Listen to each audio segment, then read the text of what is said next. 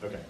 Hi everybody, welcome. This is the public forum demo for this year's PCFL showcase. We're going to have these four wonderful debaters give us what's hopefully going to be a good debate on this current topic about the United Nations Convention on the Law of the Sea.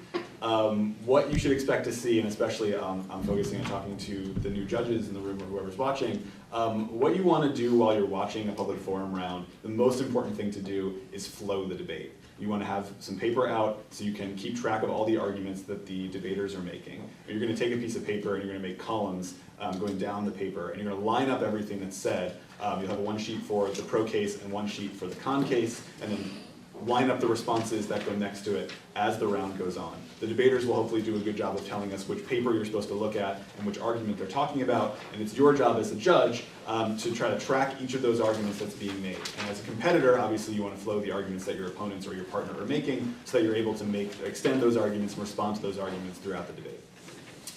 Just the general structure of public forum round, there's four sets of speeches. There's the cases, the constructives are read by each team, and then those debaters then engage in a crossfire. So you'll have them laying out the best arguments to engage their side or to vote for their side of the resolution. Then there's the rebuttal speech where their partners answer the other team's arguments and maybe do a little bit of work defending their own case depending on how the round is going. And then those debaters will have a crossfire where they get to ask each other questions. Then you get into the summary part of the debate.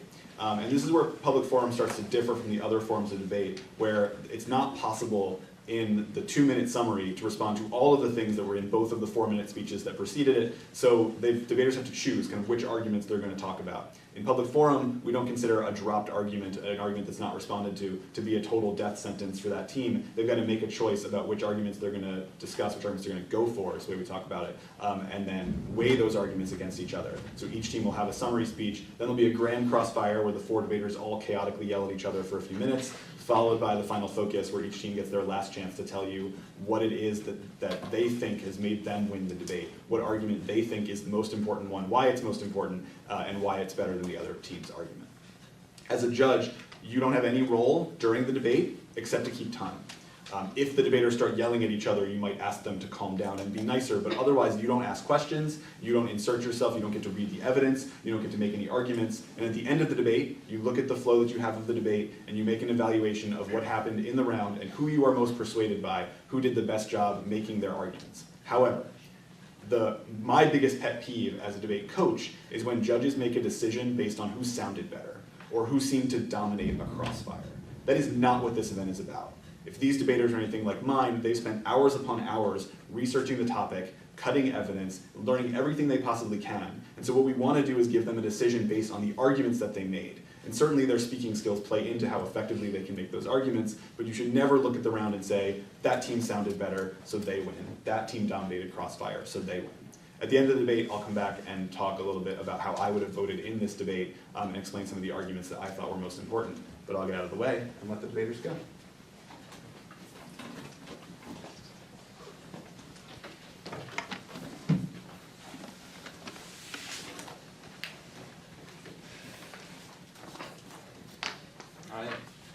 Is everyone ready? Great, let's begin. David and I affirm resolve the United States should accede to the United Nations Convention on the Law of the Sea without reservations. Our sole contention is taming tensions. Currently, tensions in East Asia are at an all-time high. Bitzinger of the Asia Times reports in 2018 that China has based military weapons on artificial islands they have been creating in the South China Sea. However, China is not alone. Bender of Business Insider in 2016 writes that Vietnam began building artificial islands as well, and Joe Cochran of the New York Times reports in 2017 that Indonesia has become more aggressive in the region, including a military buildup on nearby islands. Fortunately, ratifying UNCLOS reduces these tensions in two key ways. First is by stopping freedom of navigation operations, otherwise known as FONOPs. FONOPs are when the U.S. sails warships through other countries' territorial waters. Unfortunately, Patrick of the Atlantic writes in 2012 that countries as diverse as Brazil, Malaysia, Peru, and India have resisted freedom of navigation within their territory. And Hugh of the Naval Law Review writes in 2012 that over 40 coastal nations restrict freedom of navigation within their territorial waters. For this reason, Kowalski of Georgetown in 2016 writes that every FONOP the U.S. conducts further escalates tensions in the South China Sea. FONOPs will decrease for 3 reasons. A. Phone ups are strictly illegal under UNCLOS. Groves of the Heritage Foundation in 2011 writes that phone ups are prohibited under UNCLOS as they occur in other countries' territorial waters, and therefore the U.S. could not continue these under UNCLOS, easing tensions all around. B. Reactions of other countries. Because countries have historically resisted phone ops, it is likely they would bring their complaints to the resolution body under UNCLOS. This is extremely important as Radkin of George Mason University writes in 2012 that when it comes to maritime disputes, international courts will be biased against the United States, especially considering that Chubb of the Lowy Institute writes in 2017 that phone ops are just for demonstrative purposes. This means that the U.S. will lose and be banned from using phone ops in territorial seas. But C. The purpose of phone ops themselves. Ankit Panda of The Diplomat in 2017 explains that the U.S. uses phone ops not as a deterrent tool, but as a measure for legal signaling, meaning they use it to show countries that they disapprove of those countries' maritime claims. Santico of the National Security Law Journal writes in 2016 that the U.S. believes that current diplomatic routes are insufficient to voice objections, so they rely on phone ops instead of diplomacy. Because UNCLOS provides more routes for diplomacy, the U.S. will no longer need to rely on phone ops to send a message. The second reason tensions will decrease is by increasing diplomacy. Because the United States did not accede to UNCLOS, Patrick of the Council on Foreign Relations writes in 2012 that they have no legal standing to bring its complaints to the International Dispute Resolution Body of UNCLOS.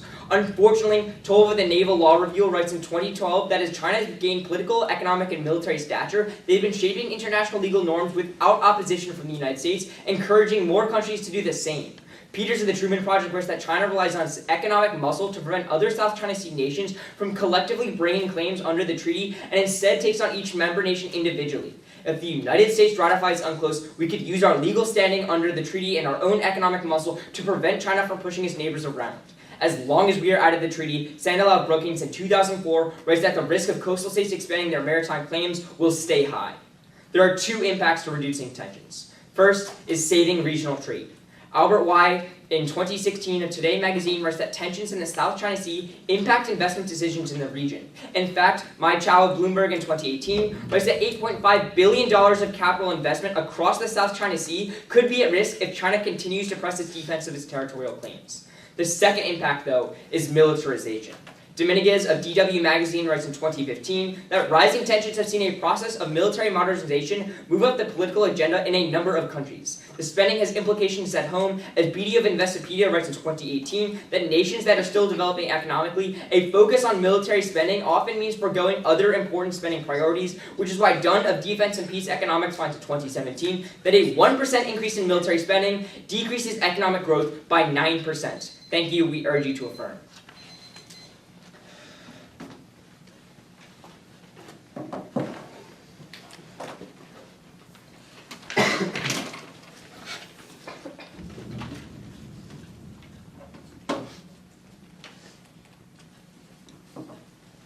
Okay, is everybody ready?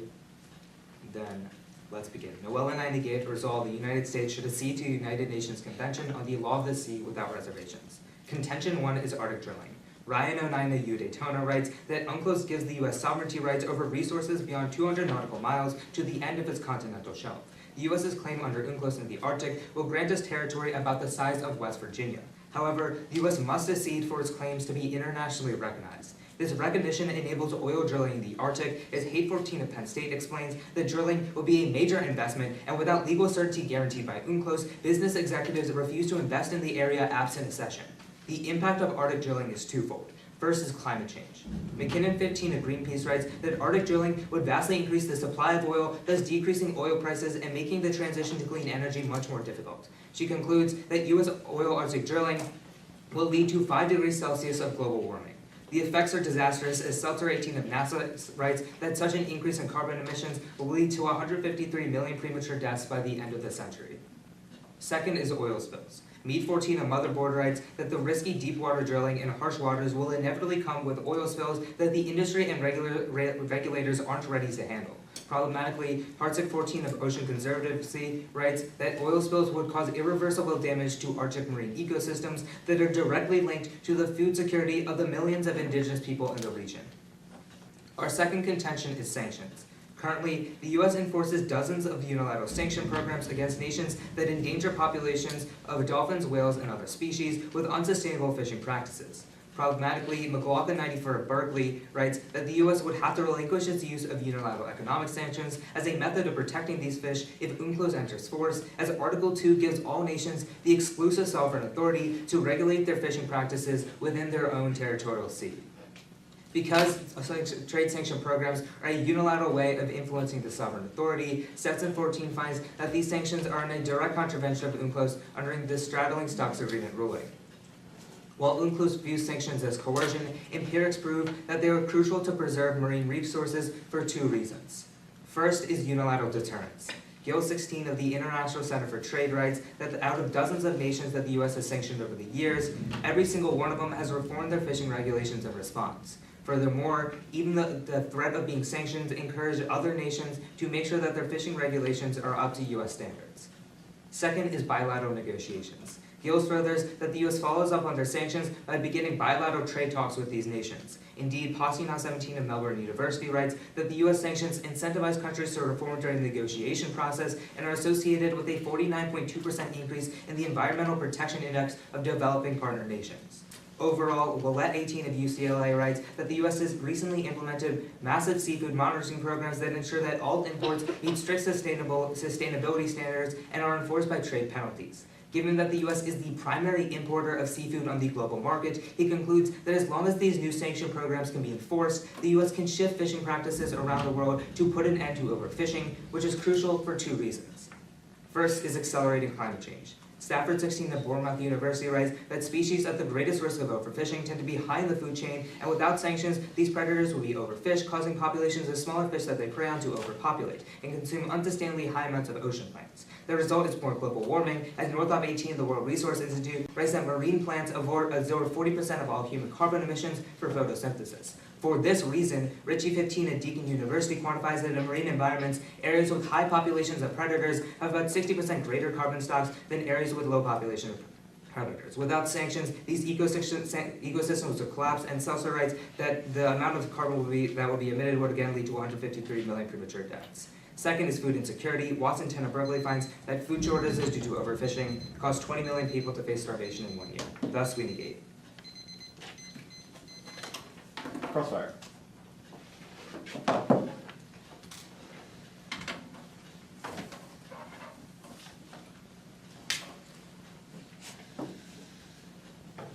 Kind of the first question going. Yeah. Who historically have we sanctioned? There's like a bunch that Can you give me an like example? Mexico, Panama. Okay, let's talk Belize. about, let's go Panama. How much have they Sure. decreased their overfishing? Like I don't know Panama specifically. Okay, but, can you give me any country specifically? Specifically how much they decreased their, like I don't have numbers on specific countries. So, I like- just know that overall, every single time when we I have evidence that says that when we sanctioned Mexico, it led them to improving their overfishing standards. How much So though? we'll let like. I think it's don't really know important that numbers in this to- round, we're actually it's- able to like So what quantify. happens is when the U.S. sanctions, it's when when these species are on the brink of extinction, basically. So we are saving species from going extinct. But like how many like dolphins or how many like salmon are we saving with your sanctions? Like I think we should be able to like actually We look created at what this one does. program for dolphins that saved like 100,000 dolphins a year. I Okay. don't know. That was like a long time ago. So, like, those but basically 100,000 the Willett evidence says that we'll be able to end a global overfishing because the U.S. is such a big importer. So it doesn't really matter the specifics when we look at the. I think it does long-term matter. So trend. like if in Panama we save like 120 dolphins, what does that look like for the individual Panama citizen? Like how does that help them? Well, the dolphins are critical to the ecosystem. If we can't, like, if we overfish too many dolphins, then we won't be able to, it's not necessarily dolphins, but if we overfish just fishes in general, we won't be able to eat them in the future. We can't, like, have a sustainable cycle where, like, these populations of fish reproduce and then it leads to food insecurity and also climate change. Okay, can I ask about your first content, like, the multilateralism point? So if the U.S. doesn't have hard power to back them up, what do they have that will make these other They will still countries- have hard power. We're just Okay, telling well, you that we'll tell you Beaumont that they don't. specifically will But do like, this. so what will the Well, U.S. let's tell you be- exactly no, why hold they on, will can I- still I have didn't- hard power. Oh, wait, Go. no, we haven't even substantiated that point. I'll come in rebuttal. But my question is, how will the U.S. get China? How will the U.S. get other nations to gang up against China and pressure China into reducing its aggression?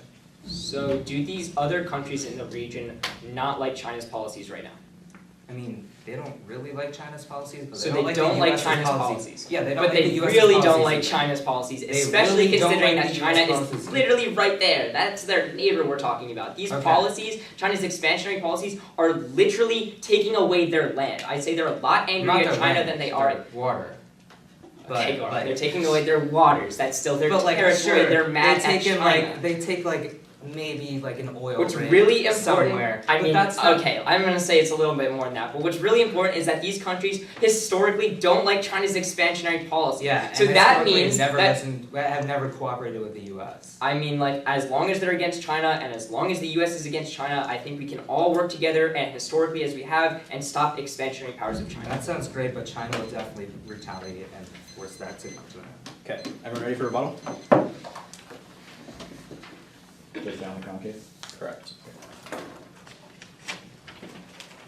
Let's start on their first contention about Arctic drilling. We would say you can drill right now in the status quo because you can switch headquarters. If companies in the United States wanted to drill so bad, they could easily move to another base and themselves in another country that is an UNCLOS member and have the exact legal backing that my opponents say they want so badly. But on top of that, I would say that countries are not able to drill because it is unprofitable for 4 reasons. First, there's a political barrier. Arctic Energy Center writes in 2016 that Obama effectively banned drilling by regulations, and this caused Shell to suspend their Arctic exploration program. Companies will not drill in the Arctic if they know their whole operation could be shut down in a matter based on the presidency, right? It's not a long-term company. But secondly, we would say there's an operation cost barrier. Kramer of Foreign Policy writes in 2017 that there is no rationale for Arctic exploration. Immensely complex and expensive projects like the Arctic are not economically doable. Operating in the extreme environments with constantly damaged equipment is just too expensive to actually make money on. But third, we would say there is a backlog barrier. Brown of the University of Nevada writes in 2018 that on average, it'll take the CLCS 66 years to process each submission under UNCLOS to try to drill. This has 2 implications. First of all, drilling's not going to happen by the time the project begins because oil won't be profitable and green tech will be what's happening. But second of all, we would say it takes so long that no one can predict all the factors above that are, or how the political system is going to be in the next 66 years, or what the price of oil is going to be in the next 66 years, right? It's just so unpredictable. It's not a good choice. But fourth, of all oil found in the Arctic, 84% of it is found in the Arctic is offshore, meaning they do not have to break the ice to get it. Their impact about climate change only is triggered if you break the ice in order to get it, so like the methane is released from the ice. If the methane is not released, no climate change impact happens, which means for the most part, there isn't going to be a large impact about climate change. Now let's go on to their second contention, and they talk about overfishing sanctions. A couple of problems with this. First of all, overfishing is going to happen in either world. Steve Connor of The Independent writes in 2016 that the total global fisheries caught between 1950 and 2010 has been underestimated by more than 50%, which indicates a steeper decline in fish than previously estimated. These sanctions are at best slowing the process of overfishing, but definitely not stopping it. But secondly, these negotiations are harming multilateral efforts. Charnovitz of American University writes that environmental sanctions are likely to sour relations between countries, which makes multilateral cooperation much more difficult and international agreements harder to achieve. On the contrary, Hawk of Penn State writes in 2013 that UNCLOS establishes a broad framework that encourages multilateral approaches to sustainable development of fish stocks so we can better protect the fish in our world. But third, Talum of UNC writes in 2000 that UNCLOS could help stop overfishing through adherence to its conservation and cooperation provisions, but the convention needs support, particularly from the United States, for it to be truly effective and uphold these provisions in the words outlined in UNCLOS. Outlining clearly the methods in which countries must follow to stop overfishing is a necessary first step to stop the problem. But fourth, their evidence is extremely outdated. Their one author that talks about UNCLOS and unilateral trade sanctions wrote this article in 1994, and in the conclusion he says that if the US joins UNCLOS, other nations may use the convention to try and stop US sanctions as long as there's no other international agreement to the contrary. Luckily, the year after this article was published, the World Trade Organization was created, and since then, countries have been using it for overfishing sanctions. For example, the World Trade Organization approved Mexican sanctions against the US last year worth $163 million. It does not have to go under UNCLOS, it can happen under other multinational agreements. Now let's go specifically into the arguments they make in this case. First, they say these sanctions are going to decrease fishing stocks for 2 reasons. First, they say it's going to deter countries, and they say it has worked in the past, but they need to say what else it can do in the future, right? If it's already done what it's done, then why do we need to continue these sanctions? They need to prove that these countries would slide back. The next point they give is about bilateral talks, but the US sanctions Russia, and Russia isn't more likely to do like multilateral talks with us, right? Sanctions make other countries angry. You don't want to be sanctioned. The 2 impacts they give off of this is first is climate change, but they don't tell you how the specific change affects the average person. Sure, like 100 dolphins may be saved, but make them tell you how much like emissions decreases because of that. It's very vague. And on the second impact about food shortages, we would say who eats whales and dolphins, right? It's a very small portion of how many people actually need food. Okay, I'm gonna take a little bit of prep time. Sure. I'm just gonna start running it.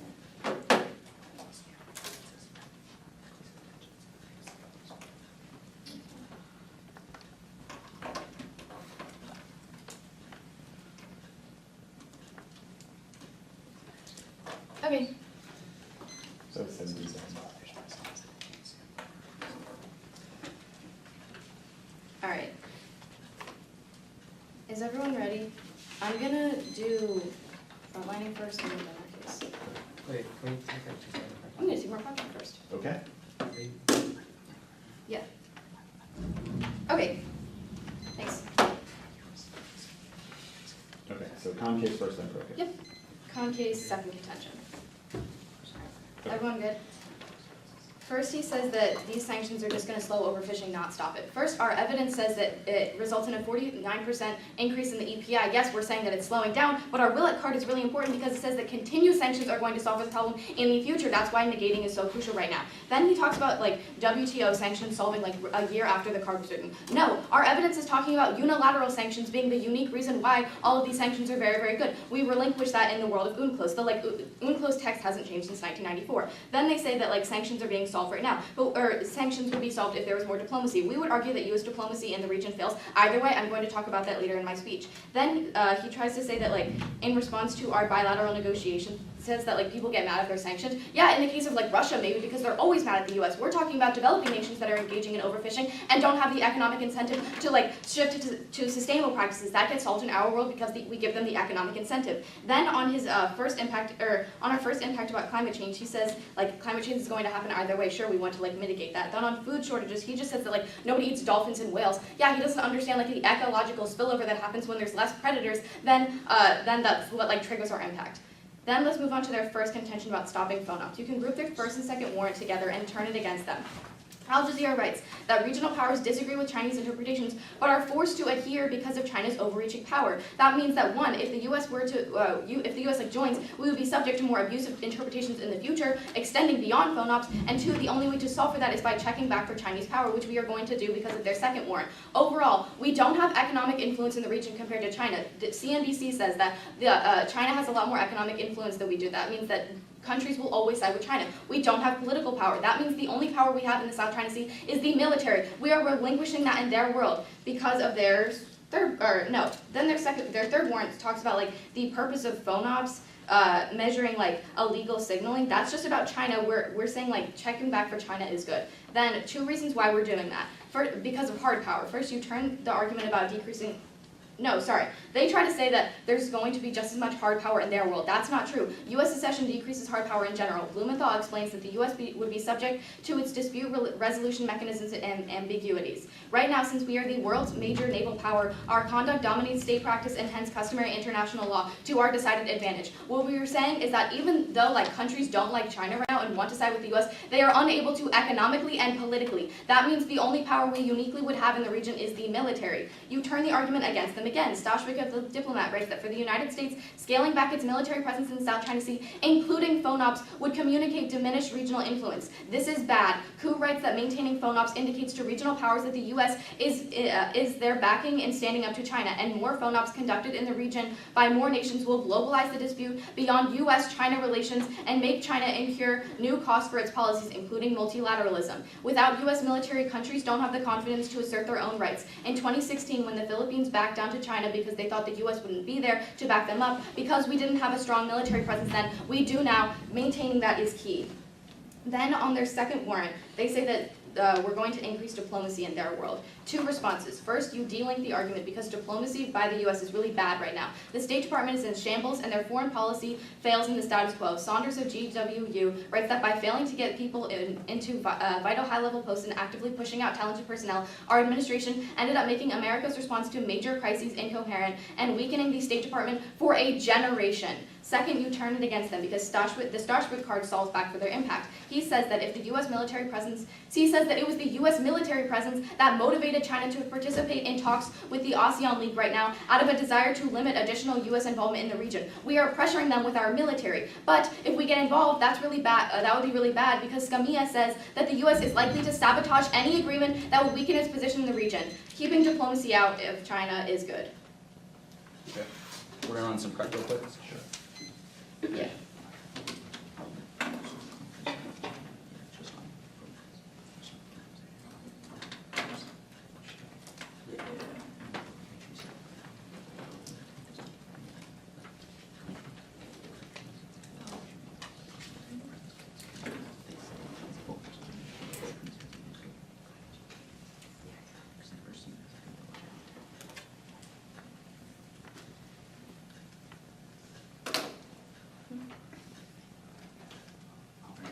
Yep. Okay. That was 33.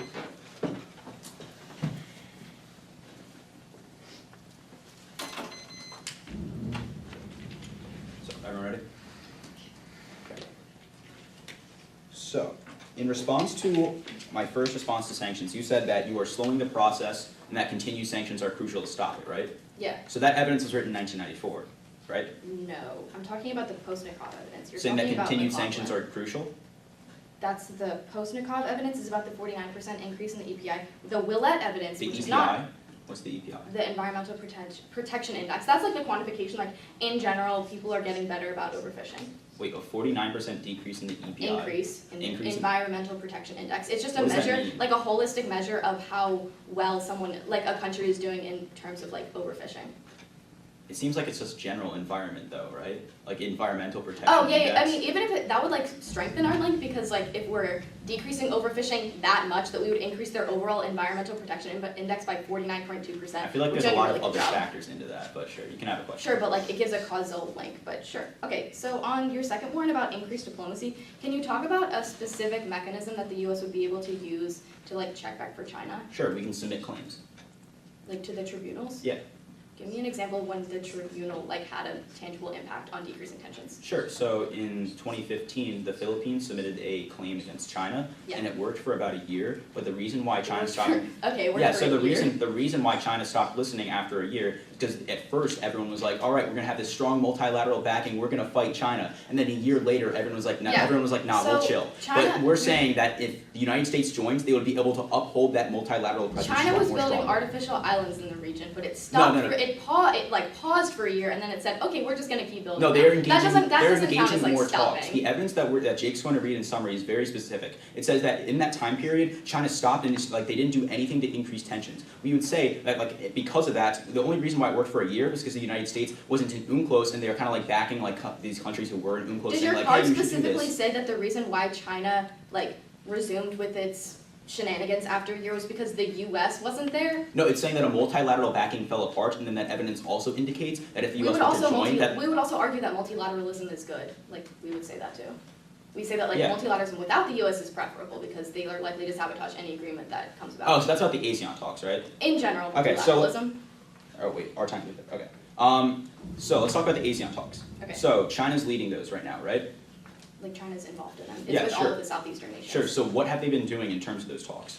They like put together a single text on like the code of Yeah, conduct. so China's kind of like the main hegemon in that. So what they've been doing is they've been putting like very vague language into this code of conduct, It's a lot more which means that specific they're than UNCLOS, because it's talking about like specific things that are happening in the region because it's catered to like their own interests when UNCLOS is just about like what to do about your territories in general. I think China has more influence in this than UNCLOS because they're specifically leading the talk. So what they're doing is they're putting vague it's language all into 10 the, countries at like a table. Like how are they leading them? Are they 'Cause like they're the standing main- at the table? Like no, they're all there. They're all they're the participating one with equally. the most clout. Sure. Right. Yeah, we're gonna run a little prep starting now.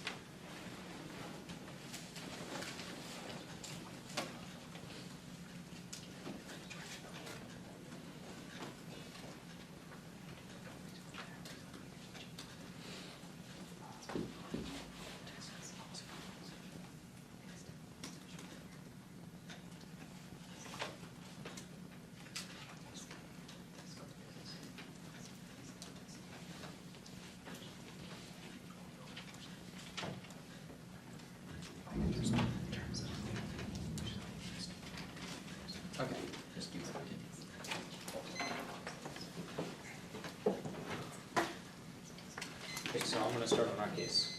We have 30 left? 27. Alright.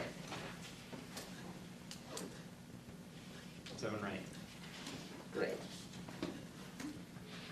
The majority of Noelle's responses are about military presence, so group all of them together. I'm going to respond to them at once. She makes one crucial mistake in her rebuttal. She tells you specifically that countries in the Southeast Asian region actually like U.S. military presence. She says this word for word. That's really important because this actually gets rid of a majority of her responses. First of all, she tries to tell you that like countries are going to side with China because they don't like U.S. military. She actually tells you that they do like U.S. military. We tell you specifically with the Radkin evidence and the Hugh evidence that they only dislike phone ops. So the only military presence that decreases in our world is phone ops. We still have military presence in the region. We still have military bases in China, South Korea, in all of these areas that still gives us access to military power in the region. We still have our military backing that allows us to actually have the support and the hard power that she wants us to have. So, next she tries to tell you that we don't have any political or economic power. That's not true. We still have political and economic power because we get the political power once we join UNCLOS. We have the economic power because we're just an economic powerhouse. And this is really important because we tell you that phone ops are really bad because they actually increase tensions with every single one. That's the Kowalski evidence. We're decreasing tensions by stopping the phone ops. And then on our diplomacy thing, she tries to turn this a couple ways. First of all, she tries to tell you that Philippines backed down because there was no military presence. First of all, U.S. had military presence during the region. That's not why it fell apart. It fell apart specifically because the multilateralism that was backing the Philippines case actually fell apart because the U.S. specifically was not a part of UNCLOS. We actually have tribunals that work once we have UNCLOS. This allows us our impact. Next, she tries to tell you that the State Department is weak, but the actual works of the State Department still have the same ability. They have negotiations right now. We still have foreign policy that doesn't make sense. Next, she tries to tell you that U.S. military will hurt ASEAN talks. But the really important thing is about these talks are really bad because they're all led by China, right? It's not an actual fair game. It's China just bullying these other negotiations. We tell you that with our Peterson evidence.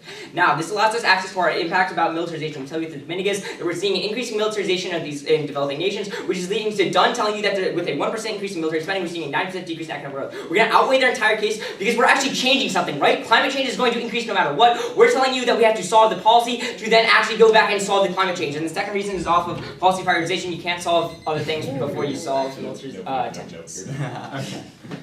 That's nonsense crap. You have 139.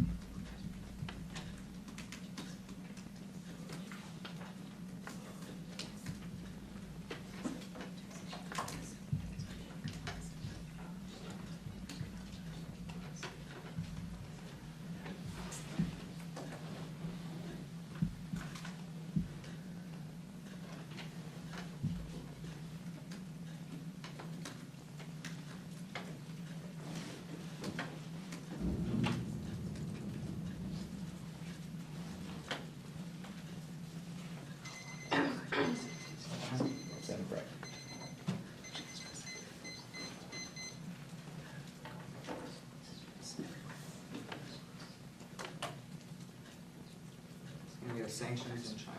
Is everyone ready? You guys ready? Yeah. First, on sanctions. The McLaughlin evidence made clear that U.S. unilateral sanctions on other nations violates their sovereign right to regulate their own fishing practices without interference. That part is from '94, but the Stetson evidence from 2014 corroborates this and writes that developed nations can't use such measures. The Gills evidence makes clear that sanctions has worked every time, and we're saving species from extinction in dozens of nations. They say, as a response, that this unilateralism, even though it works, is hurting multilateralism, which would be better. But the UNCLOS programs they talk about are really bad. Gross from Vox tells you that all these UNCLOS programs are voluntarily enforced, but the US with economic sanctions can bring enforcement that actually prevents overfishing. What we see in their world, as David tells you at the top of his rebuttal, is that there's overfishing because these UNCLOS programs haven't been able to prevent this. However, what we see is that recently the US has been providing new sanction programs that can put an end to this. We'll talk about this later. But then secondly, they talk about other multilateral programs and how it's souring relations, but the US is really the only nation in the world that strongly cares about fishing practices. The only successful multilateral fishing programs, like the Cities Agreement and the Dolphin Conservation Program, were started by the US when they started with unilateral economic sanctions. Finally, they say overfishing happens in either world, but the Willett evidence says that the new sanction programs from 2018 can put an end to overfishing because they're really strict and the US is the primary importer of seafood in the entire world. The impact is preventing starvation because the Watson evidence makes clear that 20 million people face starvation every year because of overfishing. And they said that we don't eat dolphins, but we also sanction a tuna and a bunch of other fish. What is clear is that the Willett evidence says we can end overfishing if we enforce these programs, and this outweighs a magnitude because a marginal change in tension is a lot less significant than ending overfishing and preventing starvation. But next on China. Jake says we make a contradiction, but let me clarify. The Rapid evidence, a card they cite themselves, says that UNCLOS bans naval surveillance and brings all naval activity in the East Asia under foreign codes and allows them to scrutinize. And the quality evidence, the only card they says that says that phone ops are bad, agrees that phone ops cause tension, agrees that phone ops lead to is not good for the US's objectives. Grand Cross. Ready when you are. So the impact you go for is like 20 million from food insecurity and 150 million deaths, right? No, I just said 20 million from food insecurity. I didn't really talk about climate change. I think it's Oh, so it's all food security. All right, so like Yeah. let's talk about this whole thing.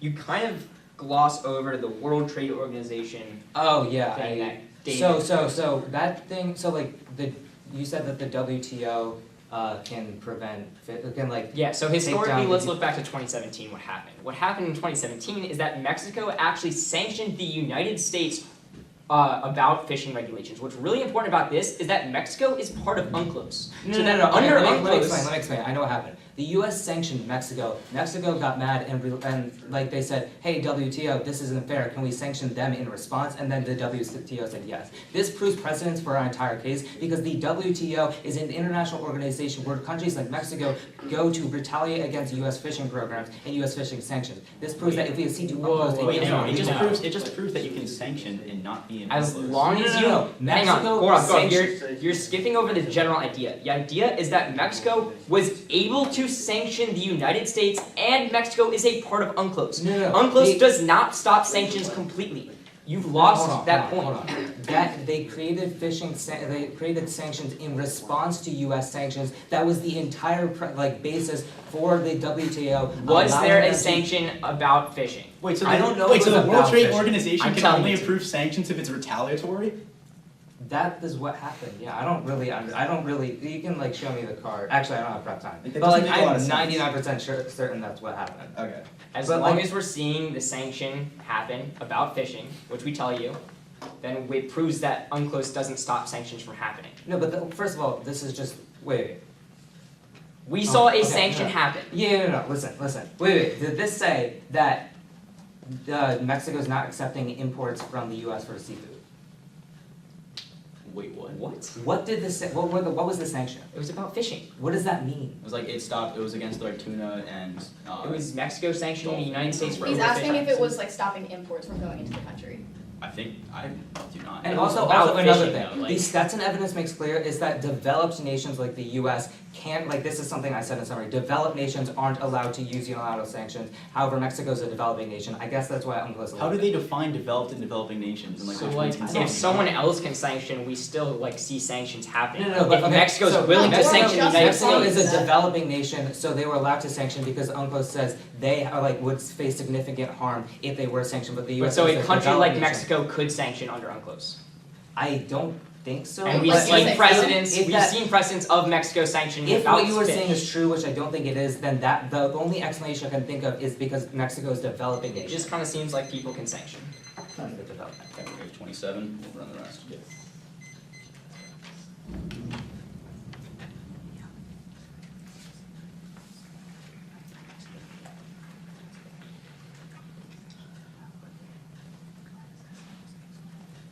Yeah. Okay.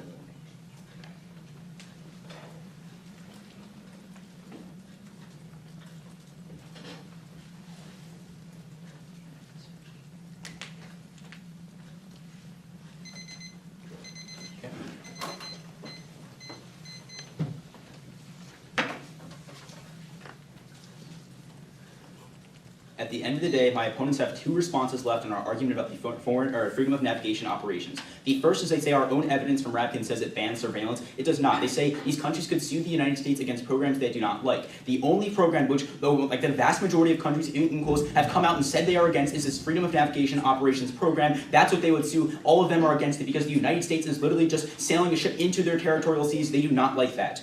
The next response they give is that our own Kowalski evidence says phone ops are on net good. That's not the evidence. That's not what the evidence says. It literally says word for word, every single phone op that the United States does in the region increases tensions. It's not a good thing. We would say the link is very clear. The Radkin evidence, which we both agree on, says that if the United States were to join UNCLOS, they would be subject to the rulings or the tribunal's international ruling disputes, and therefore they would be forced to decrease their freedom of navigation operation program. We would say that's a good thing because every single one of these freedom of navigation operations increases tensions within the region. These tensions are super harmful because it causes countries to think that military spending is really crucial, and they increase military spending. We've seen it in Philippines, Vietnam, Malaysia. All of these countries are doing it, and that decreases economic growth by 9%, harming the economies and harming these economies from growing. You would say this outweighs their case just based on based on the direction of the link, right? Because food shortages are going to get worse over time because of climate change and things like that. It's going to happen either way. In our world, you can actually change something and decrease tensions. But second of all, we would say policy prioritization, because there's not that many policies that can actually decrease tension in the South China Sea. There's plenty that can stop food shortages. You're supposed to focus on this specific policy because it is the best way to solve this specific issue. Now let's go into their argument. The crucial thing they never respond to is the World Trade Organization response. They never respond to this in a single speech. It's very, very clear. The World Trade Organization allows for countries to put sanctions based on fishing industries and overfishing against other countries. Mexico just did it in 2017. You do not have to be in UNCLOS to do it. Sure, UNCLOS may offer an avenue to do it, but it's not the only way. If the countries want to actually put these sanctions on certain countries, they can do it in the World Trade Organization. They do not have to be in UNCLOS to do it. That shows that you do not need to join UNCLOS to do this. Therefore, you should vote for us.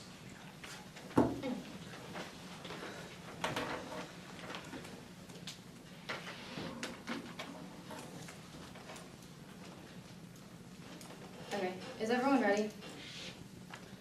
I'm just gonna talk about their case and then our case. Alright. On their quick case, the main question you need to be asking yourself is how can the US uniquely help decrease tensions in the region? They do a really bad job of responding to our overall response about the US being really bad at participating politically because our State Department is really bad, and economically because China will always have more economic power in the region. That is why the only way that the US has a unique power in the region is through their military. Unfortunately, in response to our military argument, Jake says that countries like our military in general, just not phone ops specifically. Sure, because the US would be super nosy if it were going into their other countries' EEZs.